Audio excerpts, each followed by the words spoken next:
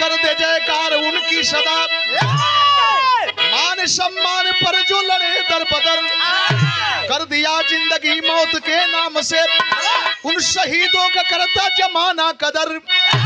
हिंद के वीरता का जब डंका बजा, मचलने लगी रण में जंगी जवानी, सो गए हंसते हंसते समर भूमि में, ऐसे वीरों की कायम रहेगी निशानी।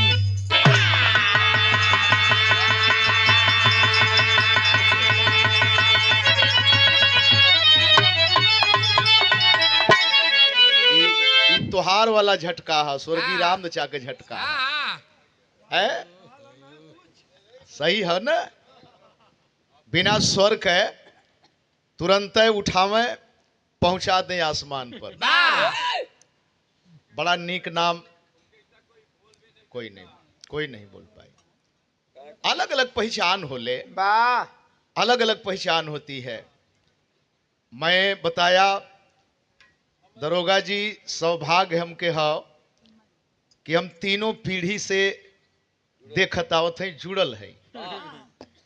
जमाना जब रहल जनाब हैदर अली जुगनू का, तब्बो नंदलाल भी आमने सामने गवले, और ई घमंड ना, और टिकट पर कामगार स्टेडियम बंबई में, जहां 5 लाख का टिकट बिका था नंदलाल रवि और हैदर अली जुगनू के नाम पर। और इलाहाबाद प्रयाग का ही दिवाकर ठेकेदार था, सूरदास जी, दीपक दिवाकर। अब वही लोग फोन मंगला है, शुक्ला बाबा मर गए तो कहलन लोन की भैया दिवाकर के फोनवा दे देता, तनी प्रोग्राम बदे हमन संपर्क कैल जाता। बड़ा रुपया लोग मांगत हुआ, हम कनी जमाना बदल गयल। ओ समय हमन 35,000 40,000 में टिकट के प्रोग्राम गावल जा। अब 1 लाख अगर बंबई के लोग देते हो तो पोसाता है ना, इतना खर्चा बढ़ गल, महंगाई बढ़ गई, तो बड़ा प्यार मिलल। और सच्चाई है, अहंकार उन कलाकारों के अंदर जरा सी भी उसकी बू नहीं पाई गई। नम्रता के भाव से हंस करके, खेल करके, एक कलाकार को देख करके गाने का काम किए। एक लाइन संकेत हो रजा,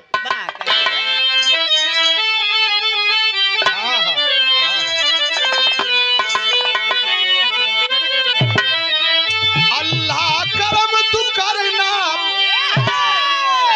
अल्लाह करम तू करना, अपने गुलाम पर, अपने गुलाम पर मैं भी तो मांगता हूँ मुहम्मद के नाम।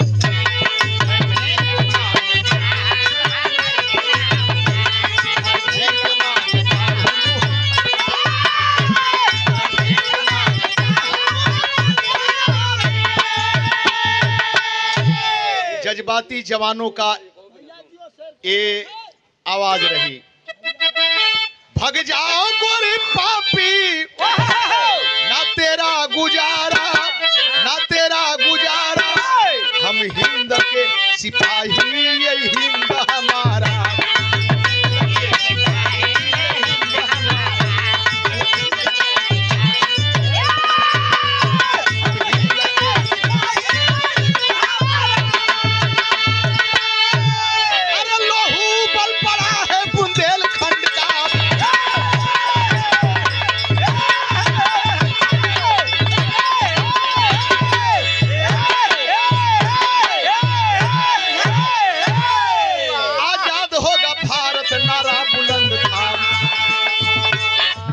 नरहुल के मधुकर शाह ने ऐलान कर दिया,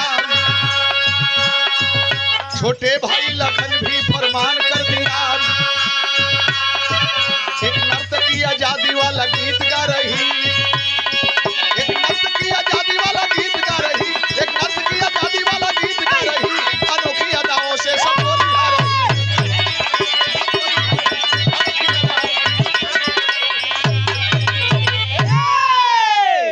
नरहुल के मधुकर शाह अपने गांव में मीटिंग बटोरे, और मीटिंग के दौरान हर जात बिरादरी के लोगों को इकट्ठा किए। क्यों इकट्ठा किए? क्यों? सुने होंगे, इतिहास पढ़े होंगे, नेता सुभाष चंद्र बोस ने कहा था, तुम हमें खून दो, हम तुम्हें आजादी देंगे। भीख मांगे, खून की भीख मांगे।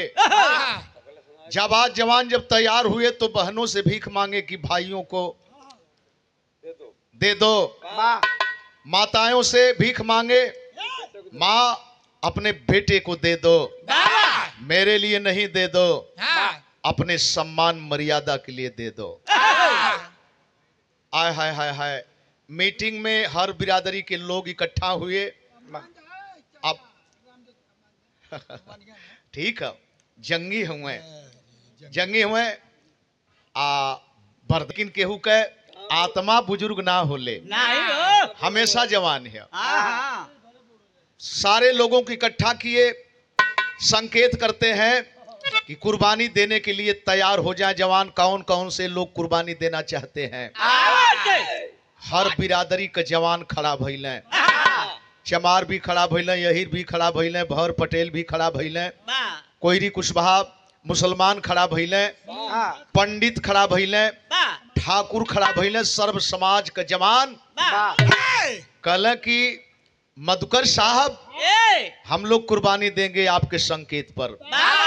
आप जहां भी चाहे हमारी शहादत ले सकते हैं, हम देश के लिए शहादत देने के लिए तैयार हैं। राती का मीटिंग भइल, आज सवेरे एगो घटना घट गई। एक नाचे वाली नर्तकी जेके बड़ा है दृश्य से मन देखल जाला। कौनो ऐसने महफिल में जाए के नाचत हिय, गावत हिय, अंग्रेज सिपाही देखलें, कहलें कि बहुत सुंदर नाच रही हो। लेकिन अगर नाचने का ही शौक है, ये लोग क्या देंगे? तो गुलाम नागरिक हैं, ये गुलाम नागरिक हैं। चलो मेरे हवेली पर, साहब के बंगले पर नाचो, बहुत इनाम मिलेगा। नाचने वाली का हाथ पकड़े, जबरी घसीट करके ले गए। साथ समाज वाला वही तरह का तकते रह गई। ई रहल गुलामी, ई रहल गुलामी। लेके गईले, आय है नाचने तो लगी, लेकिन जब नाचने लगी तो दिल दिमाग में रोम रोम में देश के प्रति प्रेम झलकने लगा। कलश की हम नाचत हैं, लेकिन जैसे हम गुलाम हैं ओकरे यहाँ नाचत है। नाचते समय एक गीत गाती है और संकेत है उन्हीं के।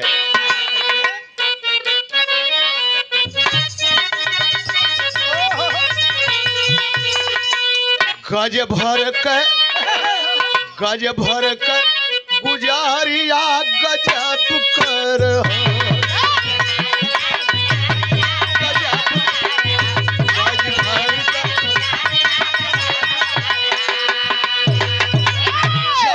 जब बोलाई अब तब कर हो, गज भर कर गुजरिया गजब कर हो।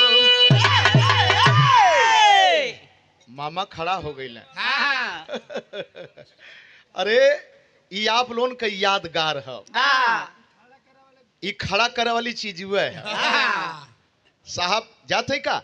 अच्छा ही में भाव बदल गयल। गोरी गोरवन के चाकमा पढ़ावला,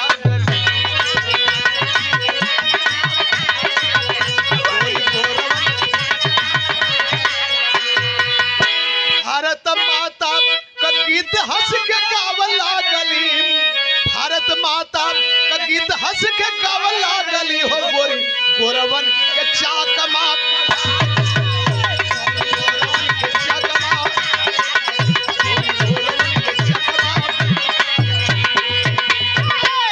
नाचने वाली के रोम रोम में भारत के प्रति जज्बा भर गया।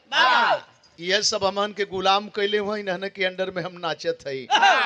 देखलस नजर घुमा के, दारू के बड़े शौकीन थे अंग्रेज, दारू के बहुत शौकीन हुए।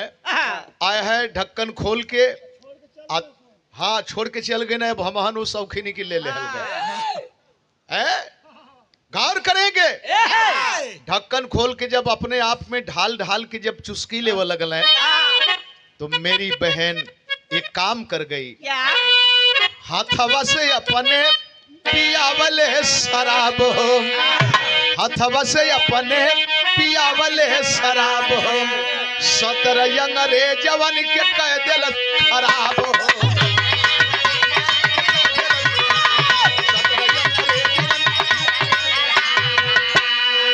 17 अंग्रेजन के सट के नजर नहीं नखरा नजाकत दिखाए के वो सब तो पागल भैल जात हुए। आधी गिलास रहे तो गड़गड़ाई के भर दे, अपने हाथे से पियावे लगल। 17 लोग जब बेहोशी हालत में भइल हैं, अपन हीरा वाली अंगूठी चटावल लागली, अपन हीरा वाली अंगूठी चटावल लागली, गोरी गोरवन के चाकमा पढ़ावल।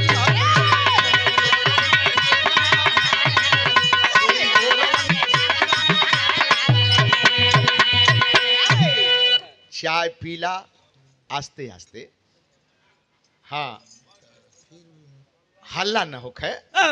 बिरहा के मौज एक यही के बिरहा कहला। बिरहा का भाव बड़ा शांति भाव का होला, जहाँ जैसन आवे वो महीन हो जाए उत आप वो रूप में है हुआ। इतना दिन उम्र बिता दिला भाई, बतावे के थोड़ो पड़ी।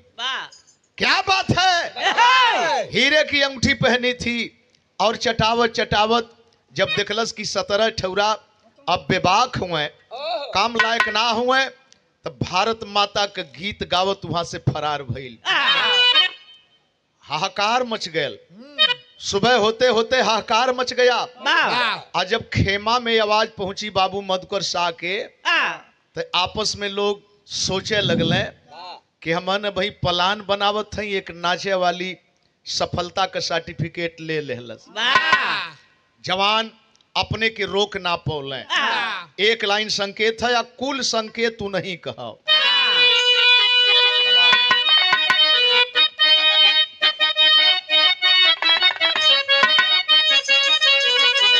अरे हमार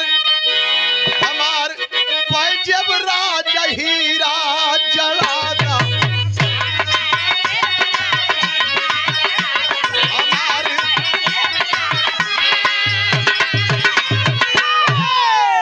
झूलनी पौड़नी।